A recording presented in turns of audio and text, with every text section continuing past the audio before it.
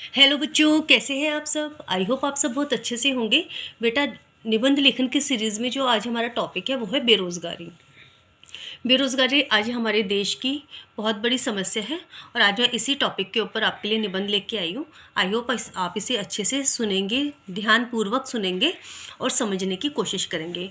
और अगर आपके दिमाग में और भी कुछ उपाय हैं इससे निपटने के, तो आप मुझे ज़रूर बताएंगे ताकि मैं उसको अपने इस टॉपिक में ऐड कर सकूं, आगे जोड़ सकूं।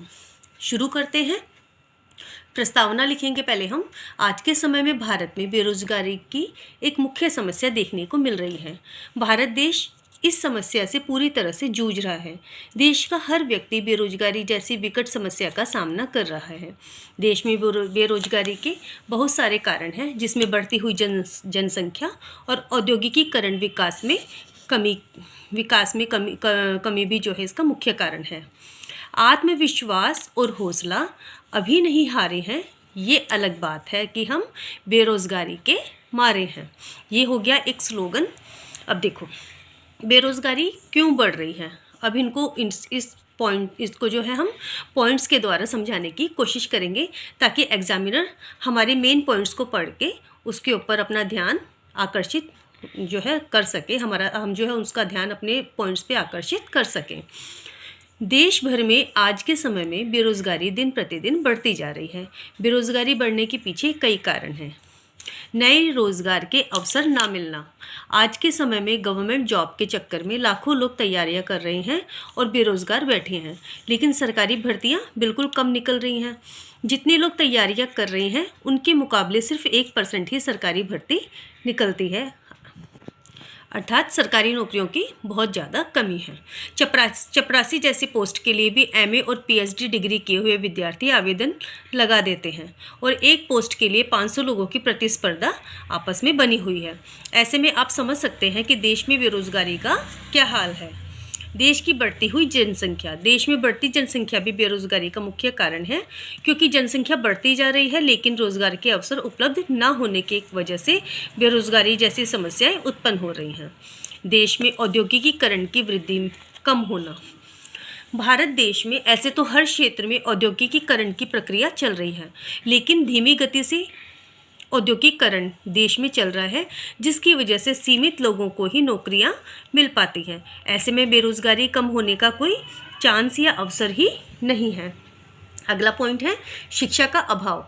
यह भी एक बड़ा कारण है। गरीब और पिछड़े वर्ग के लोगों में शिक्षा का अभाव है। इस वजह से भी लोगों को रोजगार के अवसर नहीं मिल पाते। बेरोजगारी को कम करने के लिए उपाय। अब हम क्या उपाय कर सकते हैं, क्या कोशिश कर सकते हैं जिससे बेरोजगारी को हम कुछ हद तक कम कर सकें।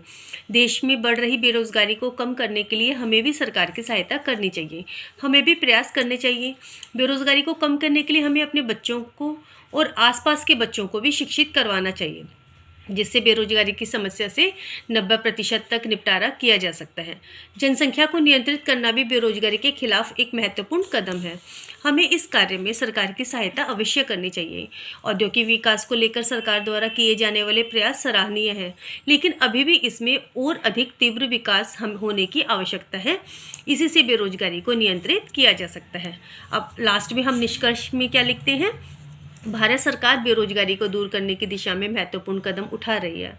समय आ गया है कि भारत के लोग सरकार के साथ मिलकर एकता के साथ इस समस्या का सामना करें। वर्तमान समय के प्रधानमंत्री श्री नरेंद्र मोदी जी ने भी युवाओं को कौशल विकास पर जोर दिया है, ताकि वे राष्ट्र निर्माण के मिशन को पूरा कर सकें।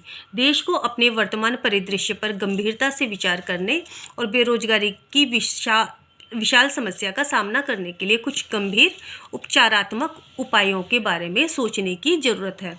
अंततः यह समस्या राष्ट्र को पतन की ओर ले जाएगी। खुशियों को कल ढूंढना होगा, बेरोजगारी का हल हमें ढूंढना होगा। इस तरह से हमने ये कोशिश की है, प्रयास किया है बेरोजगारी पे अपने जो है विचार रखने की, एक छोटा सा निबंध लिखने की। आई होप आपको ये पसंद आएगा और आप इसको अच्छे से ध्यान से पढ़ेंगे और आगे अपने मित्रों को भी शेयर करेंगे। आज के लिए इतना ही। नेक्स्ट वीडियो में हम फिर से मिलते हैं। Bye bye.